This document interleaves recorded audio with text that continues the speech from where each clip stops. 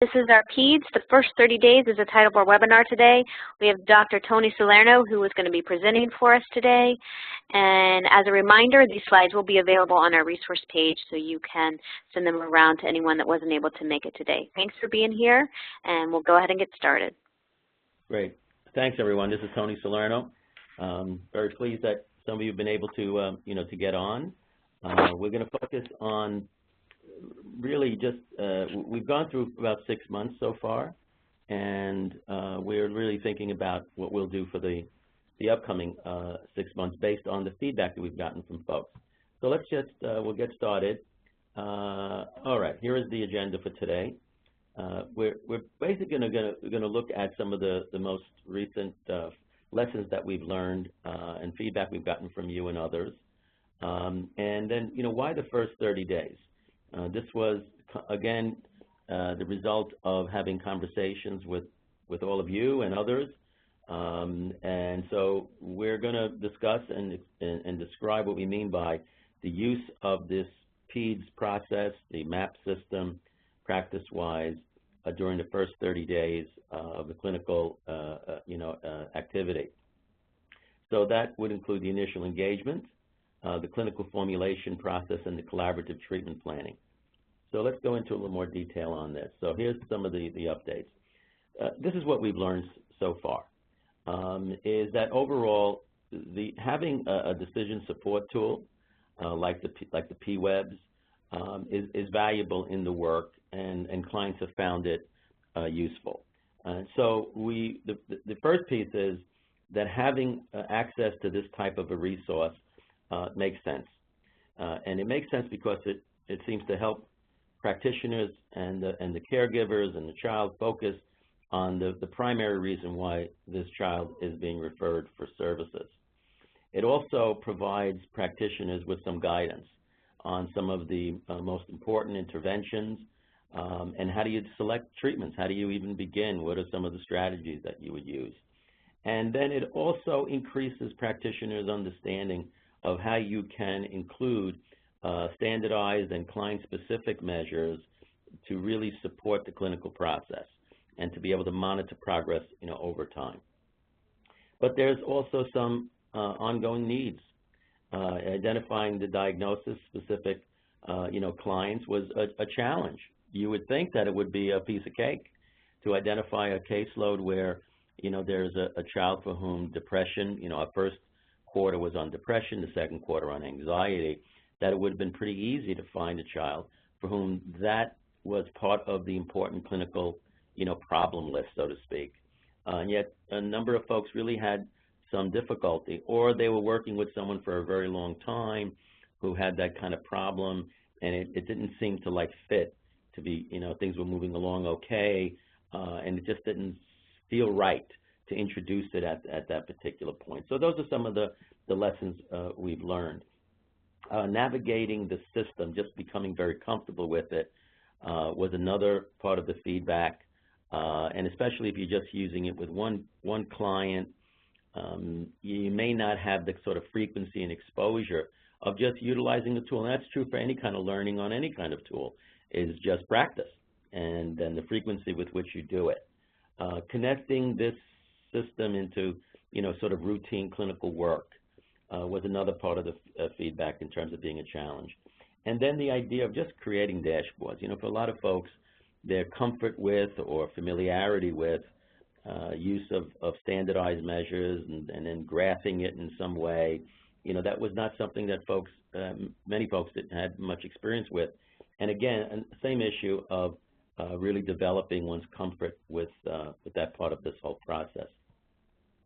And then, another lesson is the importance of that, and this is really coming as much from us as it is from others, the idea of wanting to really recognize those who really have committed themselves and are really working hard to make this work in light of your very busy schedules, and we want to, recognize that. And one way to do that is through really a formal recognition through a certificate that I'll say a little bit about a little later on. So here's an example of the type of certificate that folks would receive, and I'll tell you a little bit about what criteria needs to be met in order to meet the qualifications or eligibility for a certificate. So this is just an example. So Mary Jones has successfully implemented an evidence-based decision support program and has demonstrated knowledge and skill in applying this program to the treatment of children with complex mental health needs. And of course, a sign-off by the co-directors, of CTAC, Mary McKay and Kimberly Hoagwood, and then the clinic technical assistants sent the logo, or may have some other logos as well.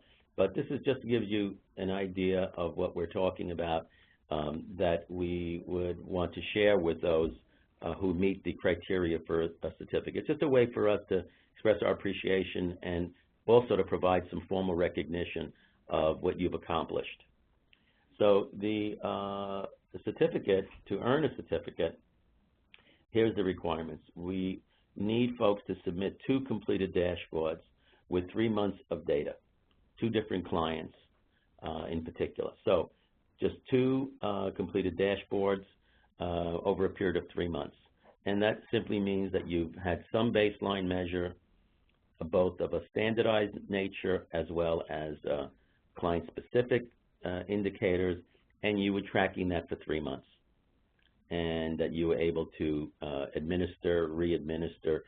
Some things you might be tracking almost every single time the kid comes in, right? If it's a particular client-specific, type of behavior. It could be how many days of school were missed, or how many times the child stayed in their rooms that are coming down to dinner, or whatever number of outbursts, if that was the issue, or the number of times that the child played with other children, if part of the problem was just like avoidance and depression, those sorts of things. You might be tracking that literally every single time you see the child. A standardized measure you may just track maybe at 2 points in time, at baseline, and then at maybe a month mark, a 2-month mark, or the 3-month mark, depending on the instrument you're using. But if you submit 2 of those, you would have met the first part of the criteria. And then participate in at least 8 webinars.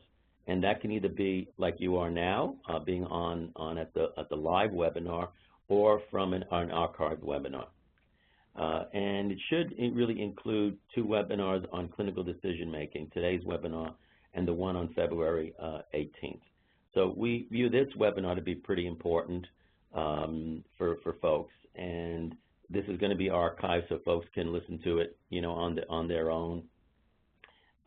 So those are some, we think meaningful criteria to meet, and something that we don't think is going to be very, very overburdening of folks. We hope you think so too. So let's first ask like a poll question related to the certificate, right? So in thinking about what the criteria is, how confident are you that you're likely to be eligible for the PEDS certificate? Do you feel like very confident, somewhat confident, or just not confident? You just don't feel confident that you'll have 2 dashboards on 2 different kids. And let's say you haven't had any up till now. You really struggled with that, or you've already had submitted 2, or you've submitted 1. We're talking about over the next 6 months being able to have a total of 2 dashboards completed. So please just give it your best answer, and then we'll just take a quick look.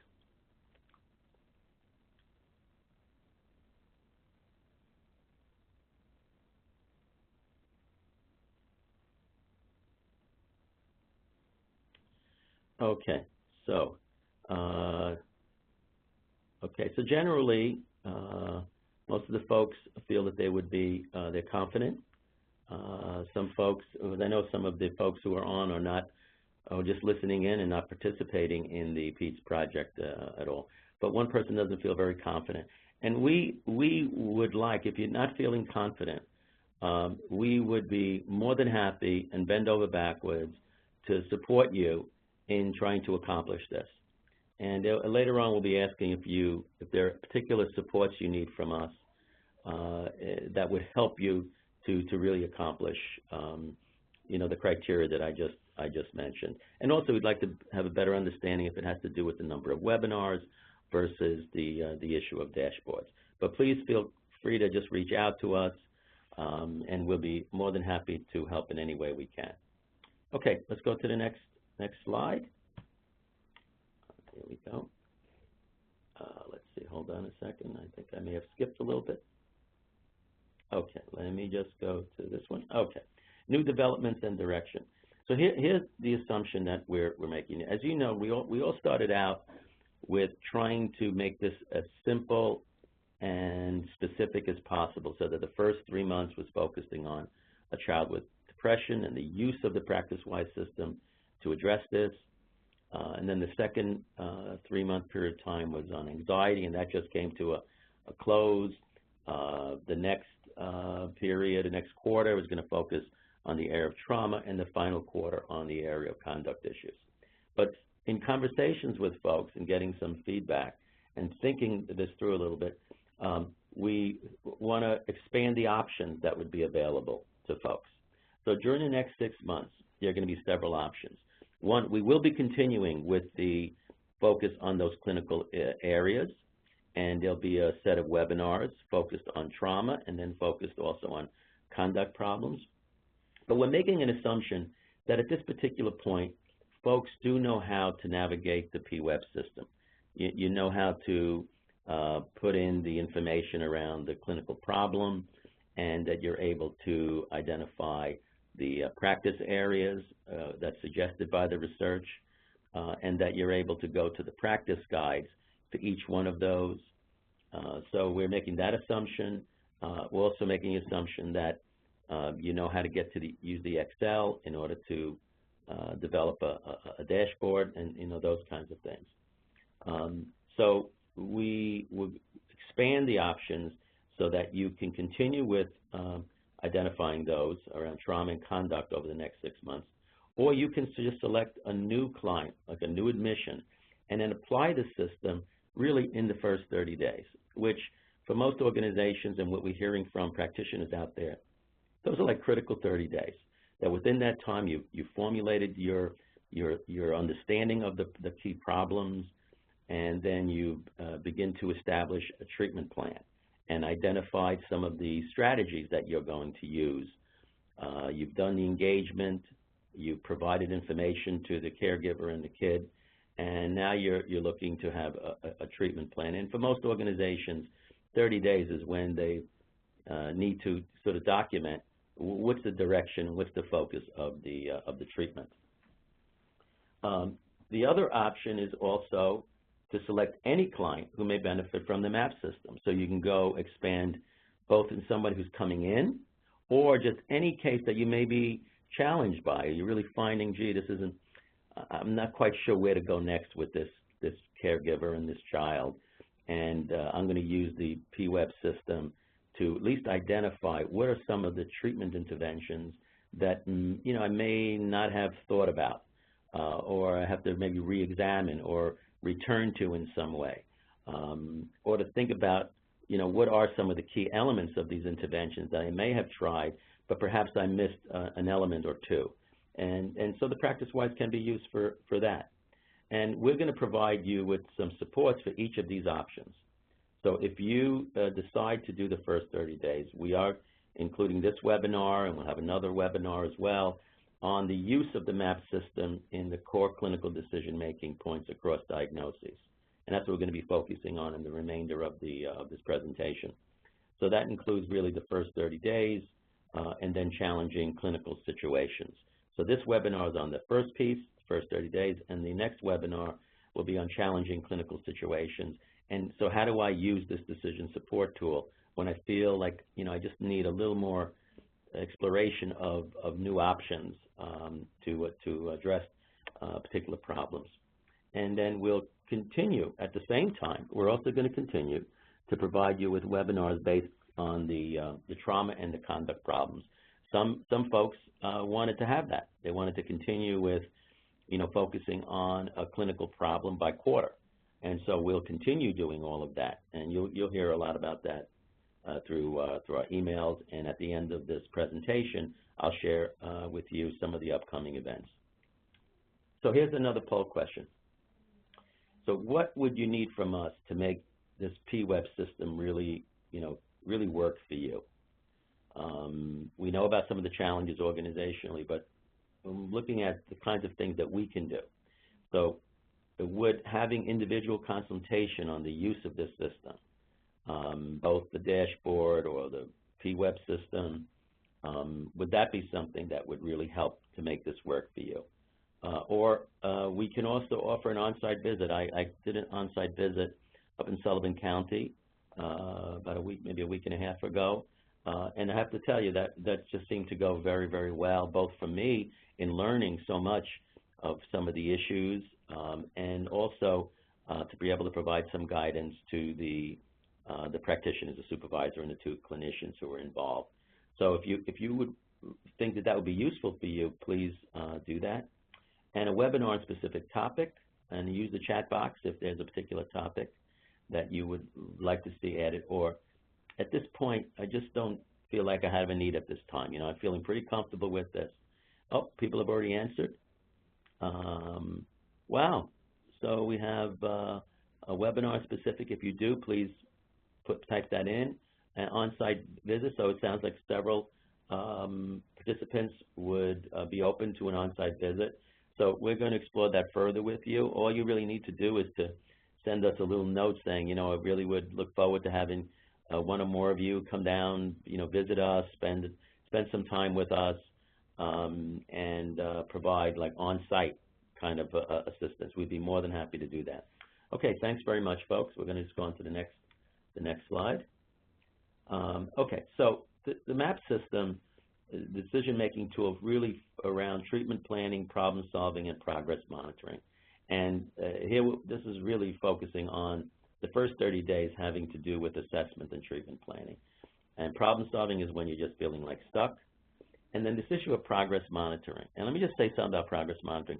The future of healthcare and the future of mental health and substance use, and when managed care becomes a much more significant player, when there's going to be a lot of focus on cost containment, there's going to be a lot of focus on discharge planning, there's going to be a lot of focus on utilization, addressing high-risk situation. And this is not just in terms of our work.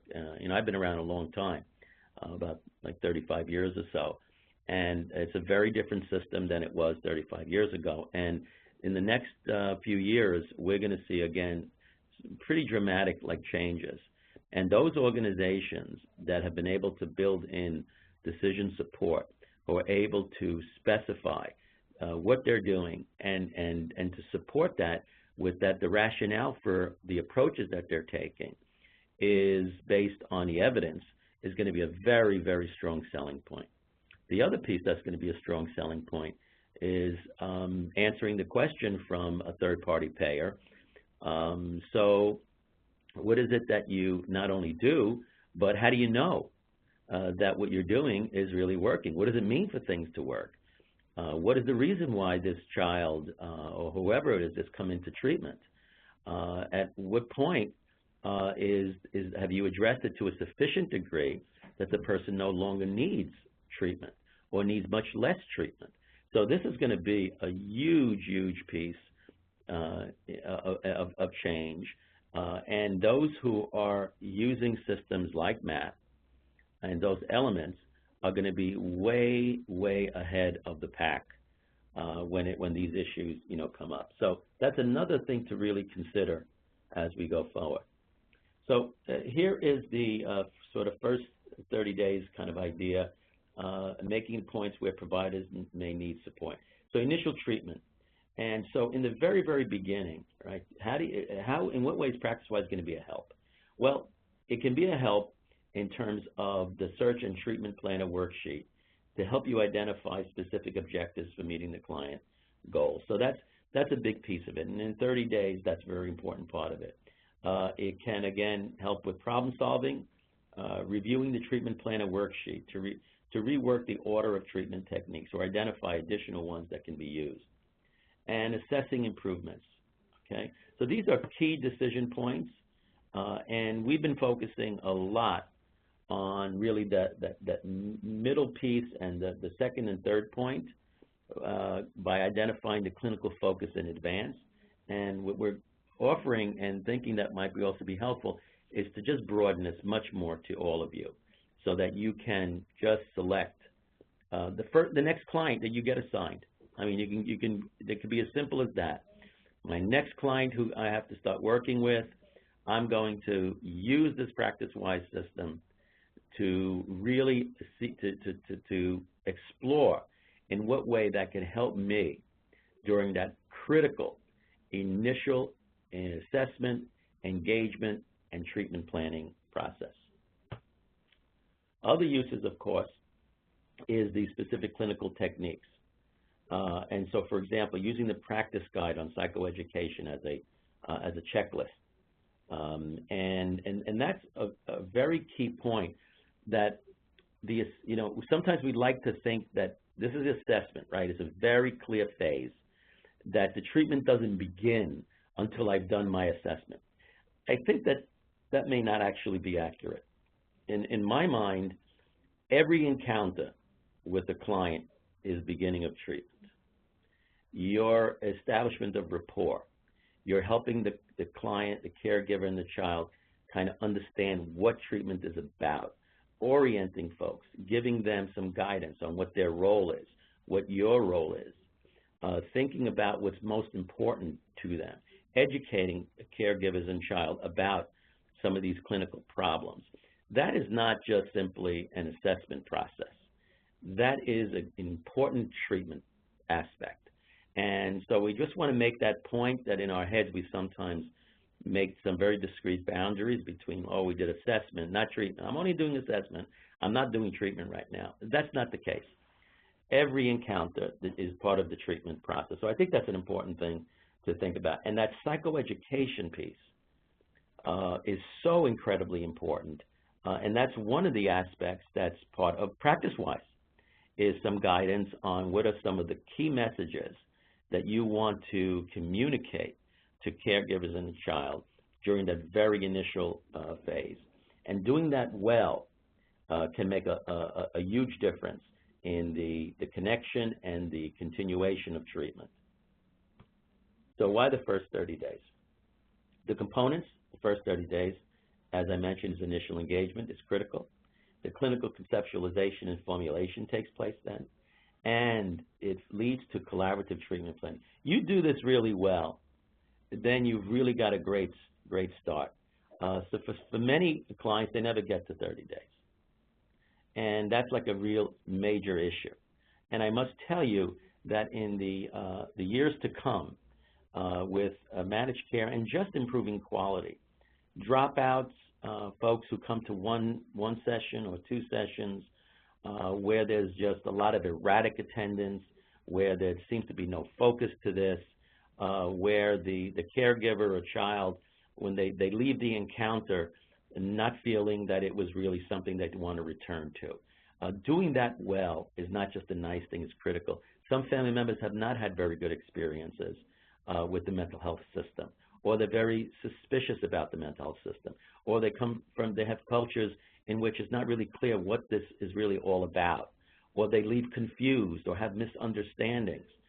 That initial 30 days is incredibly critical. So we thought that would be, we want to stretch it a bit and say, how can we use the PracticeWise to support that initial critical process from engagement to collaborative treatment planning? So initial engagement and psychoeducation is so critical, and it is a treatment, and it is an intervention. I think that that's a really important point, and that starts like right away.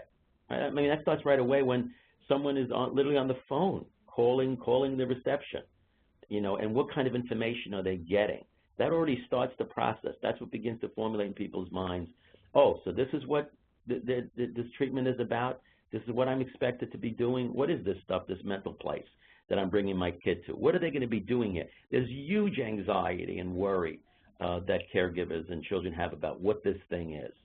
And so that whole initial engagement piece is important. Now, here is just a list of some maybe key messages to keep in mind that you might find helpful.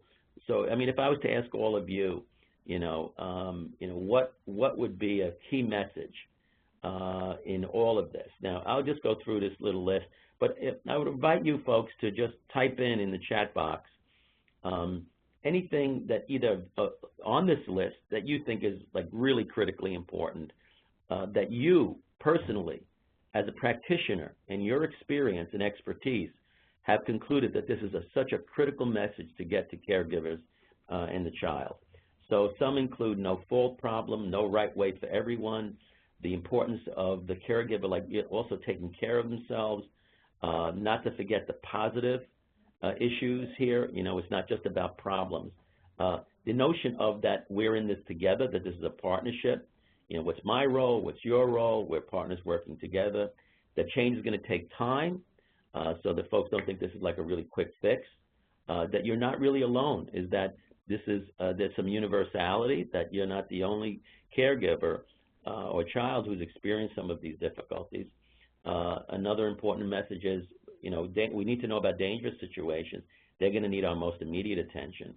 And inviting caregivers and child to ask questions, anything that they're confused about.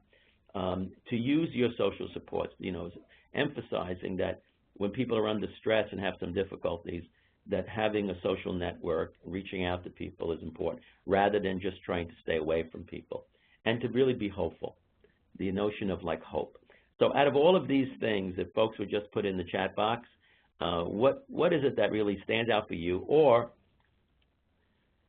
something that's not on the list that you think ought to be communicated very strongly to caregivers and a child. So let me just, Evelyn, am I able to see the chat box?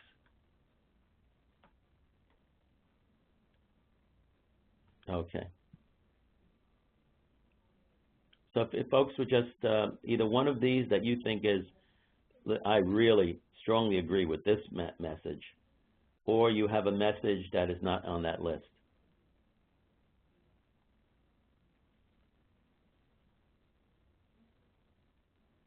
So Michaela, we have successive therapy lifetime, client willingness and motivation to address problem behavior, practicing skills and implementing new ideas, practice at home is critical to lasting change. So really what Michaela is saying is that one message is that this is not something that is done to you, or that you can be passive in this process, that you play a very important role, that is the caregiver and the child, and their willingness to try things new is key. Okay, and from Anna, parent as expert and partner for change. Well, that's that's great. I think we should add that to the list. Thank you, Anna. Of that, recognizing the parent as really the expert, on their family life, on the child, and that they have a great deal of that they can bring to the table, and that we're partners in change. From Melissa, her point is what's really important to emphasize is that you're not alone, and positive reinforcement are two issues that you want to make sure you communicate. And then from Terry, it's a holistic approach, that the caregiver is also part, of the social. These are fantastic, guys. I mean, this is exactly right. And so these and things you guys have mentioned, say, how do we ensure not only that we've expressed that message, but how do we ensure that the caregiver has received that message? That because if you've had the same experience I have had in trying to communicate some ideas, sometimes it's the language that I use, sometimes it's a point that is so different from what that person's experience is, that I think I've communicated it pretty well. But when I check to see how does the person really see that, they may not see it. Or they have a schema in their head that is so different than this, such a strong self-blaming kind of like schema, that it's hard to like penetrate that. And then that maybe become the focus of treatment, that what's really driving so many of negative behaviors is just like an overwhelming sense of guilt, or many other things. So thanks so much. And let's see, from Lisa, in our program we have little parental involvement as we see our clients in the school. When we do get parents, it makes a huge difference in the outcome. So I think Lisa is really pointing to not only just the issue of like the message, but how do we engage the caregiver? They're so critically important in working with children. Thank you so much from all of you. That was great. Okay, so let me just go on to the next piece. You know that in practice-wise, there is the whole caregiver psychoeducation. So again, this is an area where you can bring it up in the first 30 days. And I know I make a big deal about this, but I really, truly believe that this is like so critical. And I learned this, and this is working with like teenagers and young adults and older adults over the last many, many years, is that initial communication and messaging around what this is all about, how do we understand problems, what makes things better, your role in all of this, and your active involvement, all of these things in a way that's understandable is just not a nice thing, but really a critical thing. So hopefully you guys can look that up. Here's a Caregiver Psychoeducation on anxiety. You can have it on many other problems as well, and they all really follow this notion. So this could be like a quick check so that you can, kind of have a quick reference for it, as you work with clients, particularly, again, on those first 30 days. The clinical formulation, in addition to the engagement, is kind of like thinking through, all right, let's say I'm fortunate enough to keep this family engaged for 30 days. So I have a diagnostic process, and then it's going to be increasingly necessary to really identify what is the presenting problem. What has gone through the threshold over that, reaching that clinical threshold that the person now needs treatment. At what point? What are those key issues that we have to help this child get to a subclinical level? That doesn't mean perfect. That doesn't mean everything's going nice. It isn't like the kid is now the best A-plus student in the class. But that the functioning is one that does not require treatment. And that really is part of also the discharge planning process. The contextual factors. You need to also know, what this isn't in a vacuum, right? This problem doesn't exist in a vacuum or internal. This is not like a tumor that a person, has that's circumscribed. We're talking about the family stress, the community, the resources, the strengths of the family, what's going on within the family, what's going on in that community, everywhere from the trauma experience in communities where there is frequent violence or, toxic stress, those sorts of things, what's going on with the family. Those are not like side issues, but the problem exists within this context. And you guys know this. And as part of the clinical formulation through assessments, also looking at the strengths and then establishing a baseline. And this is where PWEBs can be useful, right? Is to establish, where are we now? How severe is the situation at this point? And children and caregivers, you're going to find different levels of severity. What's the nature of the problem? Are there multiple problems? Are we dealing with both a certain kind of like anxiety that's also co-varying with depression, that can also co-vary with like trauma? And how do we know what some of the differences are? Or is it just basically a lot of anxiety that's not connected to like depression or connected to trauma events? Those are all critical pieces that one needs to identify. The use of some standardized measures can play a role in helping you kind of formulate where are we now, because that will also help to guide you. Where do we need to go? What goals do we need to reach? What changes do we need to make? So now that aligns with discharge, that if we make these changes, then, we really can begin to prepare for the person, that they've learned what they needed to do, they've made some of the changes and modifications, and now can kind of go on without the requirement of needing clinical services. So let me just ask, do you currently use a standardized measure? Some of you may be familiar with the RCAD. There are also these behavioral checklists that are out there. And just if you could just tell us yes or no. And then the second part of the question is, if you do use it, and I visited some organizations that do it. They have, like, as part of their assessment process, they may use an RCAD or use some other measure to help them formulate the clinical problems, right, and the severity of it. But then they don't re-administer it. It's just done at baseline as part of assessment, but not used for progress monitoring. And so the next question is, but do you use this measure as progress monitoring, right, as baseline that is then re-administered at a later date so that you can see if there's been any change? So part one, do you use a standardized measure? And 2, do you use this measure? If yes, do you use this measure as a baseline that is readministered at a later date?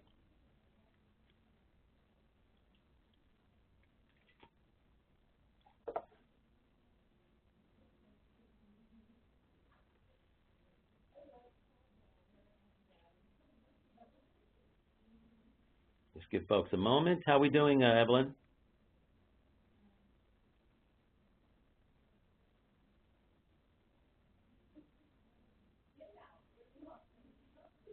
Okay, so folks do use it, and some do and some don't. Okay, so if you do use it, then you would definitely in that realm of the use of the dashboard, right? So that you know where you started and you re-administer to see where you're going, and it either tells you you're in the same place, things are getting a little better, or things are getting worse. And so that is a key issue. And so for folks who can begin to consider, who are currently not using standardized measure that way, then maybe if you find an opportunity to do that, that would perfectly align with the idea of using a standardized measure as part of the dashboard in practice-wise. Okay, so here's a dashboard and the clinical dashboard. Again, I went through this pretty much.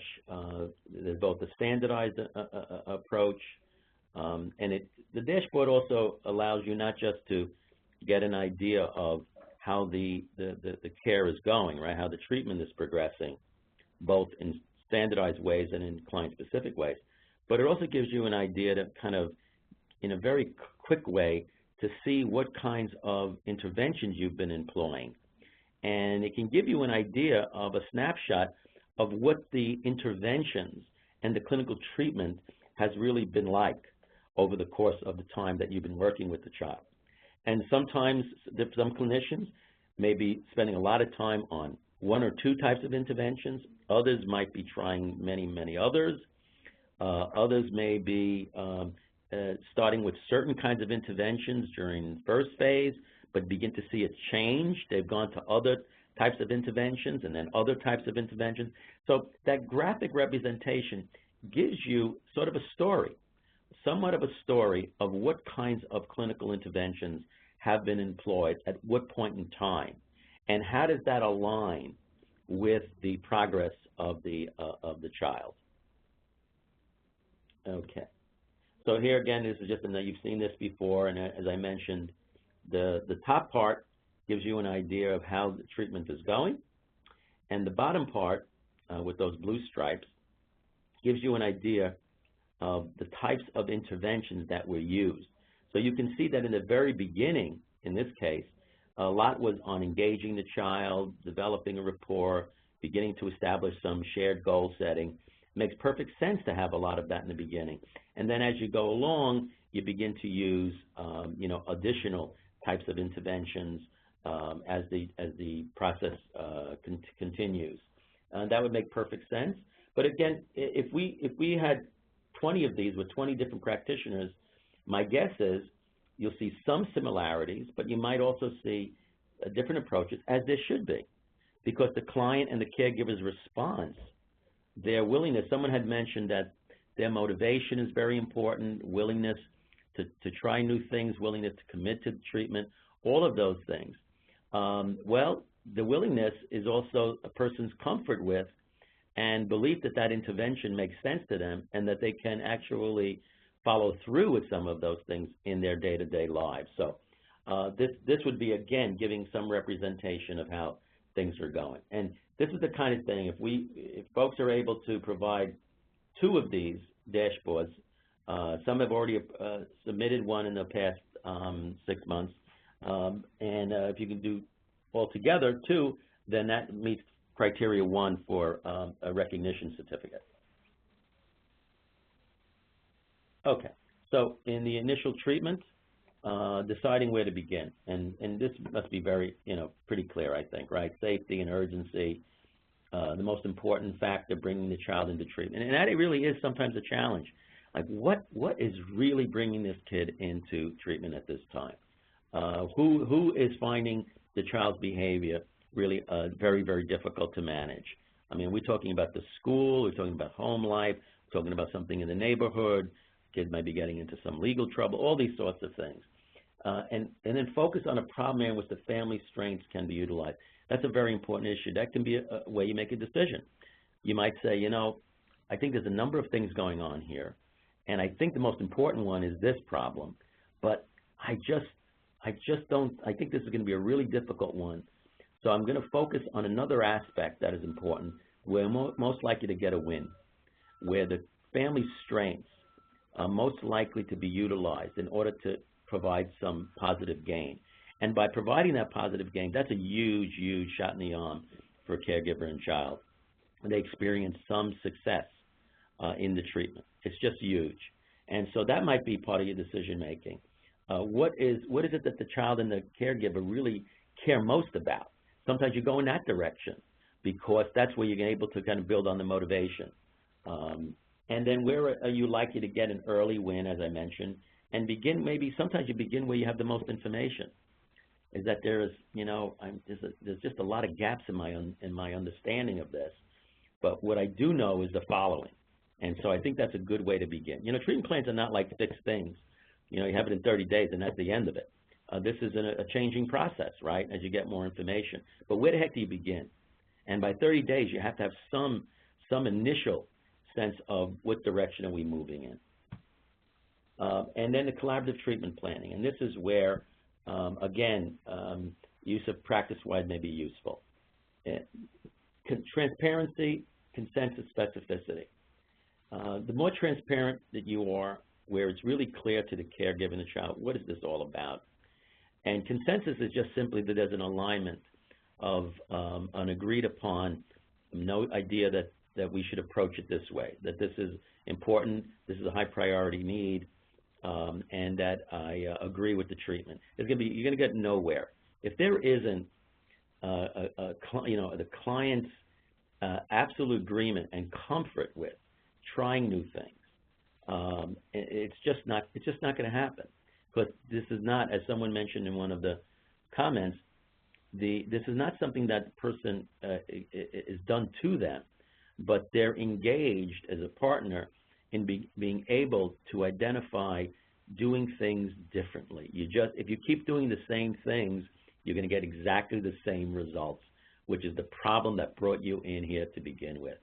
So, you know, how do we, needing that transparency, developing consensus, and also being very specific. That's where the standardized idiographic measures really come in. Is that like, well, you'll feel a lot better, you know, the caregiver won't feel so stressed.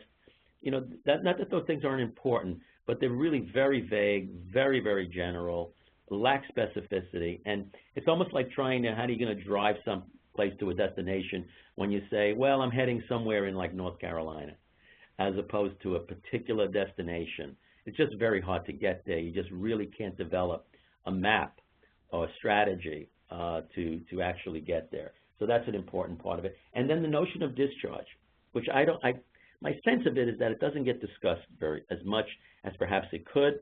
And the discharge planning piece can also align with having some specific measures. Say, look, this is where you are now with this ADHD measure or with this depression or anxiety or whatever it might be.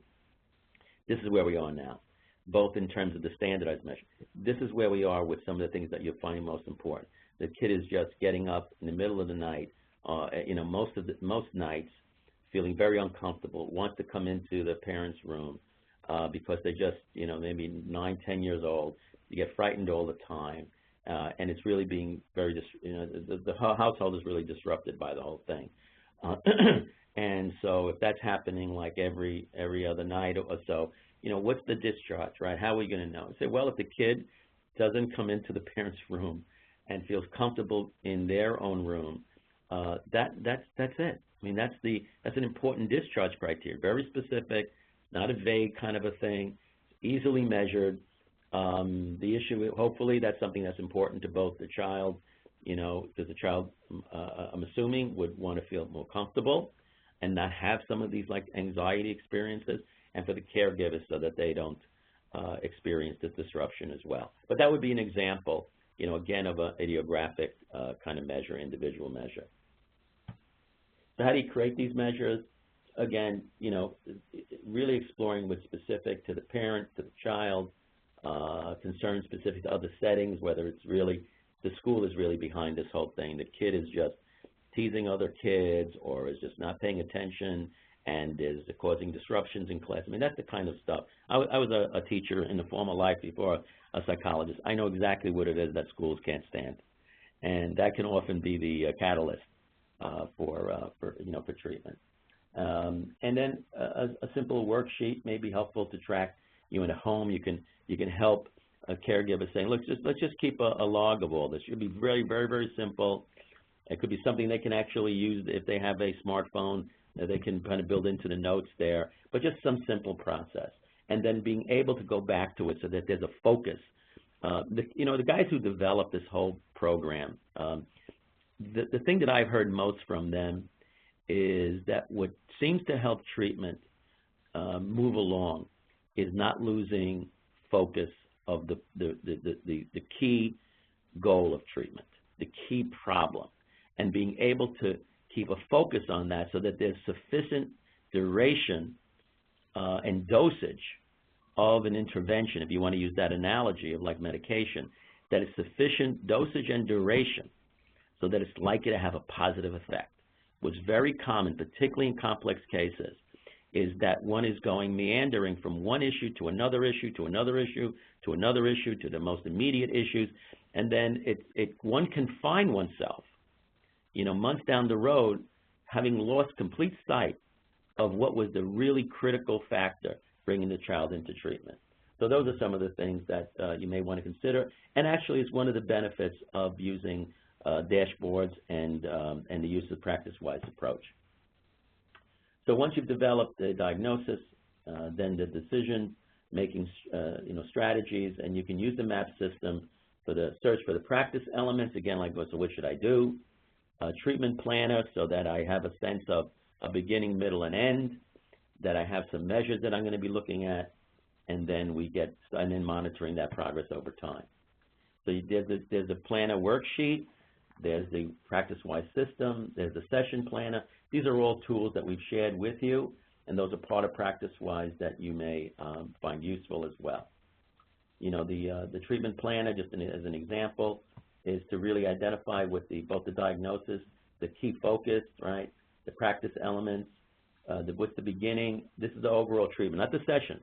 There also is a session planner, but really looking at the overall treatment. What is it I'm trying to do? If somebody came to you and said, look, explain to me what your whole treatment, I'm from Medicaid or managed Medicaid, and I'm saying, please, with this kid, just really share with me specifically, what is it that you're going to be doing?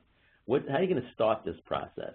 What kind of happens in the middle, and how do you begin to plan for discharge here? And how would you even know that it's time to kind of like move on, or to begin to maybe wean things in terms of the number of sessions and things like that, right? And then the discharge criteria. So here's just an example of how it might look. If you had like depression, where the beginning is a lot of family psychoeducation, really having a better understanding of what the heck is going on, so that you have formed a partnership. I can't stress that anymore. That's really like the key of the beginning. The middle really comes down to, now that we have an understanding, transparency, we have some agreement, consensus, on what we're going to be doing here, and what is it that we're heading towards. And these are some of the strategies that we can use. And then the end is, how do we really just try to hold on to those things so you don't have setbacks, and then move on to discharge. Okay, and so here are just some discharge criteria. Again, if you have some specific things, like the child is bouts of crying, is taking place on a daily basis, or the child's expressions of anxiety. If you use an anxiety meter of some sort, so the kid is, when he talks about being worried, he's always around 7 or 8 out of 10. If, overall anxiety for kids, just life anxiety, that's nothing clinically problematic, might be around like, 3 and 4, worried about this, worried about that. So if I have a kid who started out telling me he was 8 or 9, and now he's just telling me it's like 3 or 4, well, that self-report is very important information. And again, keeps the focus, and you monitor progress. Okay, and I'm going to be moving on from this around. We've already talked a lot about this, and so we have some questions and concerns. So I just want to go on to the next two slides, but please type into the chat box if you have any questions that you'd like us to address. But I do want, before we run out of time, we do have, as I mentioned, we will be continuing with our initial, project format, which was spending each quarter on a particular clinical problem. The next quarter is going to be on trauma. And wow, do we have some really excellent folks. We have Dr. Mika, who is going to be talking on December 11th about the core components of effective trauma treatment for children and adolescents. Don't miss this one. This is like really important. And then we happen to have a really, really special guest and an internationally known trauma expert, Dr. Bruce Perry, who will be doing a Lunch and Learn webinar for us on 12 to 1 o'clock. We'll be offering it to others as well, but we particularly want our PEDS folks to be involved in that. And so please don't miss these. These are going to be the two webinars, on the content. So if you have decided that you want to keep focusing on this, you're identifying a child for whom trauma is a significant part of the problem, and you want to use the PWEP system to support you in that, either because it's a new admission or it's an ongoing child that you've been working with, but it's just not going in the right direction. You don't feel like you're making the kind of progress that you think ought to be made, and you're going to try out. You're going to just test out. And in many ways, communicating to the family member, well, this is, I want to make sure, if I'm thinking of this, if I'm going to a family member and to a kid, and it hasn't been working out as well, and we've been trying various things, I think I might say to them, I don't think we've made as much progress as I thought might be really very helpful. So what I'm going to be doing is I want to make sure that we've really looked into the research in this area so that there's nothing that we've missed. And I want to look into the kinds of approaches that have been found to be really very helpful for many people who've been struggling with some of these issues.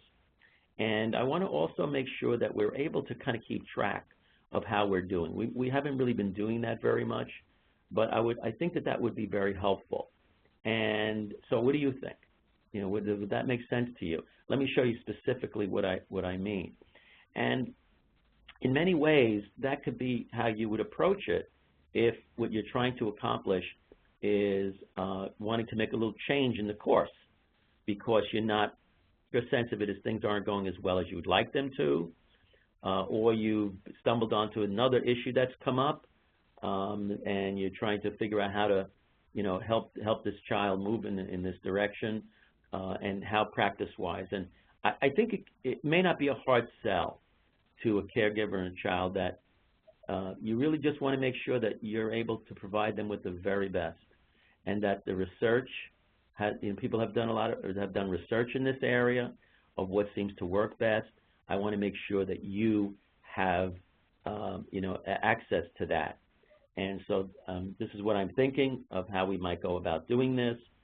And I also want to track this over time. Let's really sit down and figure out what kinds of things you would love to see change that would make a real improvement in your life.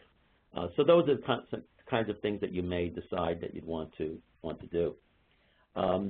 So here's some of the upcoming events. As I mentioned, we will have a small group call.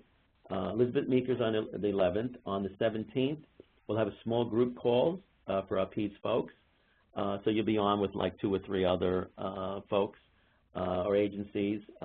Again, just kind of brainstorming a little bit and do some collective problem solving. On January 24th, we'll have some individual calls. We'll have Bruce Perry's webinar on the 29th.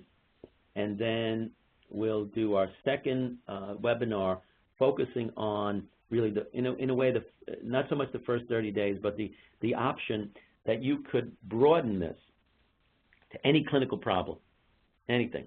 As long as you know how to navigate the PWEP system, there is like no clinical problem that's not accessible to you, that you can use the decision support tool around any kind of issue whatsoever. Okay, so again, here is our contact information. Always feel free to reach out to us around anything. But if there are any questions that folks would like to put into the chat box, please do that now. If we can't answer it during the time of the webinar, we'll get back to everyone on that question. Evelyn, is anyone typing in?